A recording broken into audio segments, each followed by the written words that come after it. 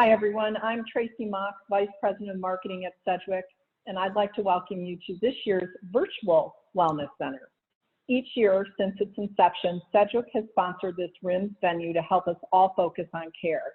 Care for your organization, self-care, especially in light of current circumstances, and what care may mean for your facilities and employees as we get back to business.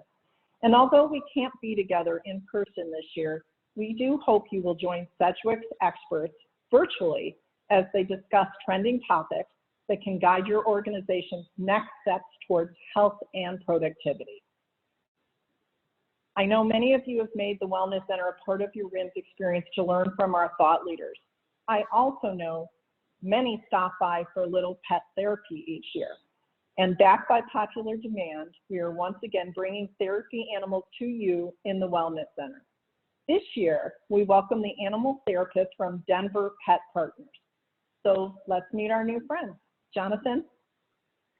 Thanks, Tracy. Throughout the week, we will meet virtually with various therapy animals and their handlers, and you don't want to miss out. I know that it's going to be, hey, what can go wrong with live animals and small children, right? Well, we don't have any small children, but be sure and check out our Sedgwick Virtual RIMS agenda and stop back at the designated time to participate throughout the week. Thanks for listening. On behalf of Sedgwick, be sure to stay safe, stay well, and stay informed. So let's get to our interview today. And we have with us Laura Ackerman, and Laura is with the Denver Pet Partners. And who do we have with us today, Laura? Hi, Jonathan. This is my dog, Addie. She's a therapy dog. She's an 8-year-old Bernese Mountain Dog, and she's been a therapy dog for about 6 years. Fantastic. Well, tell us about the Denver Pet Partners. Sure. You know, before I do that, I would just like to take this opportunity to thank Sedgwick for all of your support. Tracy and Jonathan, you've been wonderful to work with, and we really appreciate the support you've provided to us. We are a 501c3 nonprofit organization, and we never charge for our services. We're all volunteers too. We have no paid staff. So we're an organization of therapy animal handlers and their animals. We have about 200 members.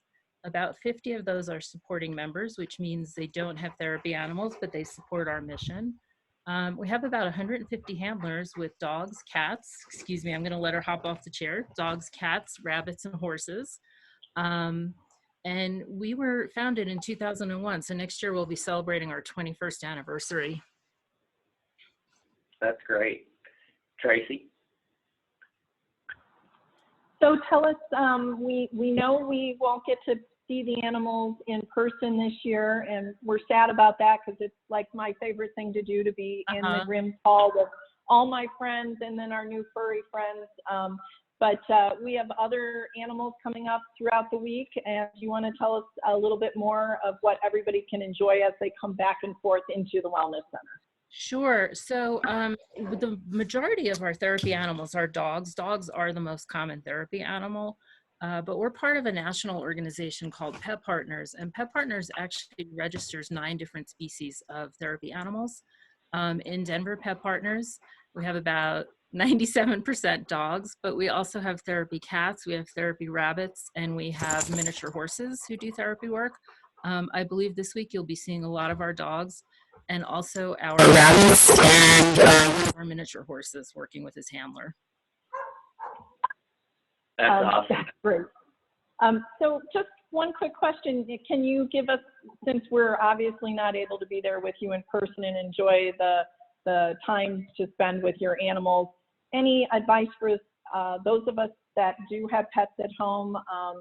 I know they give us all great comfort, so any advice for those of us who can enjoy a little bit of pet therapy in our own environment?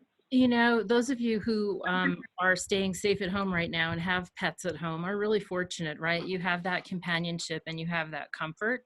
And I think if you think about that, you can understand the work that we do with our therapy animals. If you can imagine being somebody in a hospital who is sick, maybe you're in a rehab facility and you're learning to walk again, or, you know, recovering the use of your hand after a stroke, and you have an animal come visit with you who helps you with your therapy. you can understand how much that does for the people we visit. So I would say while you're at home with your own animals, enjoy the time with them. If you want to, you could spend the time working on some training with them. You could teach them some tricks. You could play some games. Of course, I think the best thing about the dogs right now is that they get us out. They get us out to take a walk in a safe way, right? We're social distancing currently, but that doesn't mean we can't go out and walk our dogs and even our cats, I guess, if you have a cat who walks. I would say enjoy the time with them, but also remember at some point you're going to have to go back to work and they're going to be home alone again. So maybe you want to keep them to a bit of a regular schedule so that when everybody has left the house again, it's not such a shock to your animals that they're home alone again. And this would probably be a great time to mention as well, if you're watching right now, we want you to upload photos of you and your animal at home. And if you would tag at Sedgwick, if it's on Twitter or on Instagram, it's at Sedgwick2, Facebook, just share with us, hashtag, RIMS, the RIMS organization. But we want to see your pets. That's one thing, I guess, the positive to us not being there. People always want to talk about their animals. I know Tracy asked a question, but can you distinguish what's the difference between a therapy animal and a service animal? A lot of people have asked us that the last couple of years. Yes, everybody is always curious about that. That's a great question. I think a lot of people are familiar with service animals right now. They're the animals you might see working with somebody with a visual impairment, with a mobility issue, like a seeing eye dog or a dog who's assisting someone who uses a wheelchair. Those dogs are trained for a very specific purpose. A dog who will be guiding a visually impaired person is trained to do specific tasks like help them get down the street, cross the street safely, those kinds of things. And those dogs work a lot of hours for one person. Our therapy animals are trained to do a variety of different things. They're not trained to help just one person. This is not my therapy animal, although she is actually, but she visits a variety of locations. She works with a lot of different people. And our therapy animals are primarily our pets who live with us. And we limit the amount of time they can work, actually. They're limited to 2 hours a day. That actually includes from the time we arrive somewhere until the time that we leave. And really, they don't usually work every day. It's really important to us that they enjoy the work, that we don't make them work. They have to really want to do this work. So they generally love to meet new people. They like being in new situations. At a setup like the RIMS conference where we would have been, you can imagine how many different people would have come by in a 2-hour period to meet these animals. And one more important difference is the therapy animals. These animals are registered with the national organization. We've tested with them. We're registered, we're insured. We have to retest every 2 years, but we have no legal access. So we can't take these therapy animals anywhere unless we're invited there. Whereas a service animal is guaranteed legal access.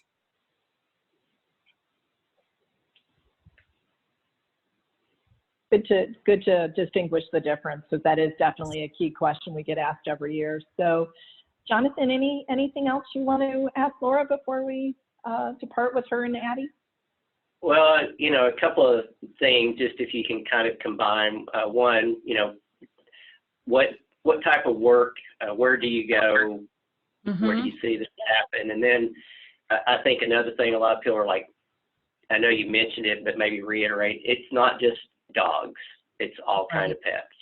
But Right. Probably hit on, people really want to know, where do you go, what do you do, and how does the animal therapy help? That's a really great question, because people are not quite sure what we do, and that's understandable. A lot of people have encountered us perhaps in a hospital. That's where a lot of the animal therapy started. So we have animals who visit a wide range of hospitals. We visit with patients. Again, as I was saying earlier, you can imagine being in a hospital, you're sick, maybe you're scared, you're bored, you're lonely, whatever it is, and you have an animal come in to visit with you, right? That just makes your day. And actually the staff at the hospitals loves to see us too. Addie used to visit a local hospital, and the nurses in the emergency department would just jump right on her. If they had had a bad day, it made them feel so much better to be able to pet her and hang out with her. We visit all kinds of senior living facilities, assisted living, memory care. We work with at-risk youth in the community. They build some independence and some confidence working with the animals. We do a lot of educational programs, mostly reading programs with children in schools and libraries. The great reason that works is because if you are having trouble learning to read, imagine how difficult it is to read to humans or to your peers, right? They might make fun of you. The dogs are totally non-judgmental. And so I, as the handler, just sit there. My job is to make sure the dog is okay, and the children read to the dog, and the dog never judges the children. And there's studies that have been done that show children increase their reading time and ability when they can read with animals. We also have animals working in the judicial system with victims and witnesses of crime, and in family court, they provide that calming influence. We go to a lot of colleges during finals week. The students are very stressed and they're missing their animals, so they hang out with their animals for a while. And this works so well. There's actually a lot of scientific proof. There are studies that have been done. There's this very strong human-animal bond. And when you're having a positive interaction with an animal, your blood pressure is lowered, your respiration is lowered. There are good beneficial hormones released in your body that make you feel better and de-stress.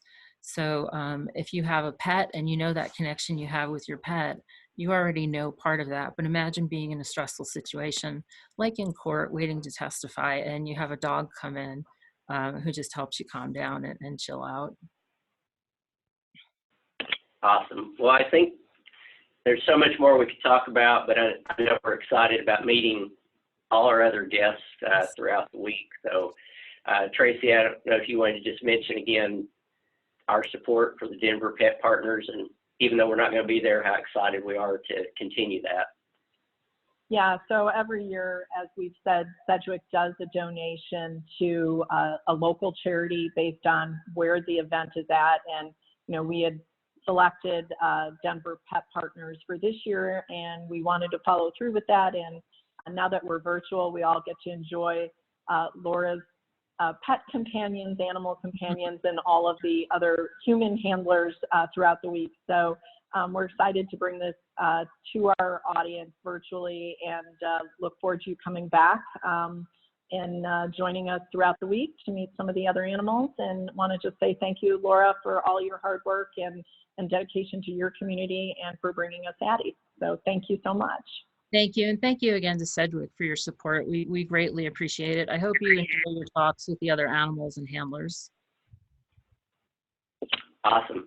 Well, thanks, everybody, and have a great rest of the week, and we'll see you soon.